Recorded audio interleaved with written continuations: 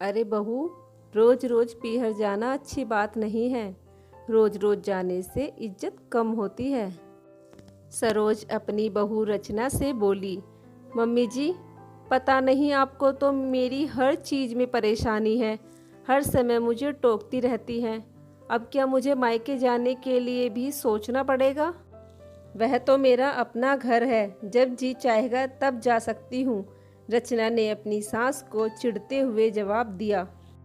मुझे तो कोई परेशानी नहीं है बहू, बस मैं तो तुझे समझा रही थी कि बिना बुलाए रोज रोज कहीं नहीं जाना चाहिए। फिर वह मायका ही क्यों ना हो, रोज रोज जाने से इज्जत कम होती है।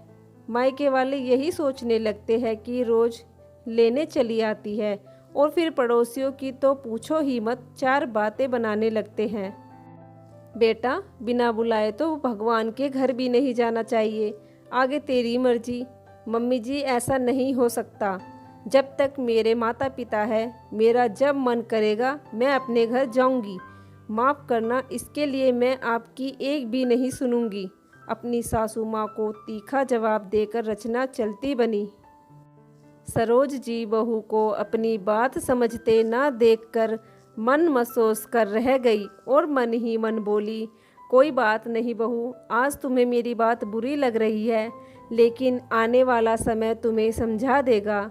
रचना को अपने मायके वालों से बहुत लगाव है। स्वाभाविक सी बात है, हर लड़की को अपने मायके वालों से प्यार होता है।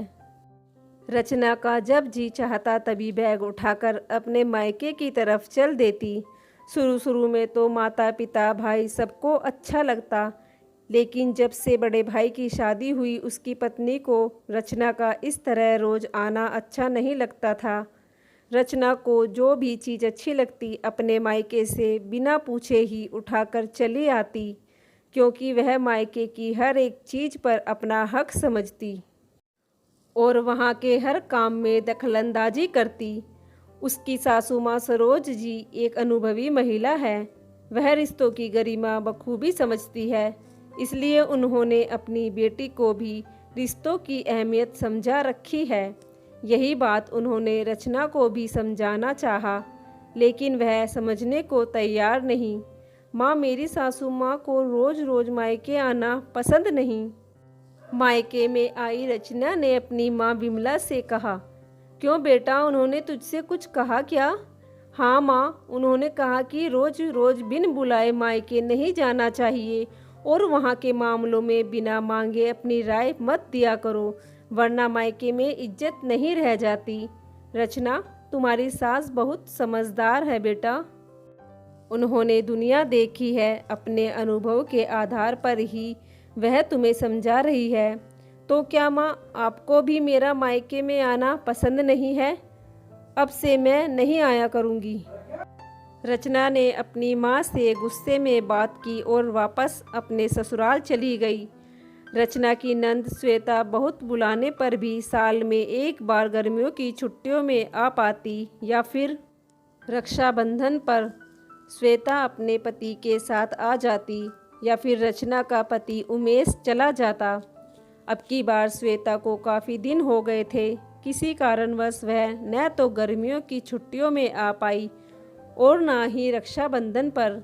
अब रचना के ससुराल वाले सब श्वेता के पास फ़ोन करते और कुछ दिन मायके में रहने को कहते। उमेश अपनी बहन को फ़ोन करता और कहता, दीदी बहुत दिन हो गए हैं, आपसे बिना मिले, कहो तो मैं आपको लेने आ जाऊं।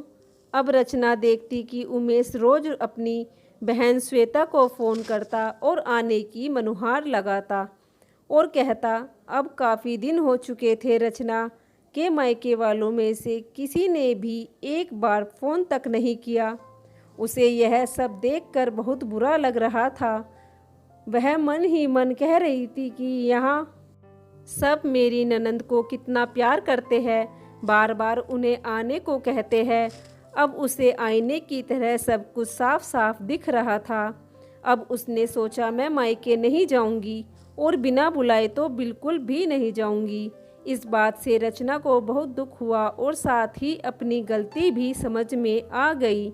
उसने अपनी गलती से सबक लेकर कभी भी बिना बुलाए मायके ना जाने का फैसला किया, क्योंकि उसे भी अपनी इज्जत बहुत प्यारी थी।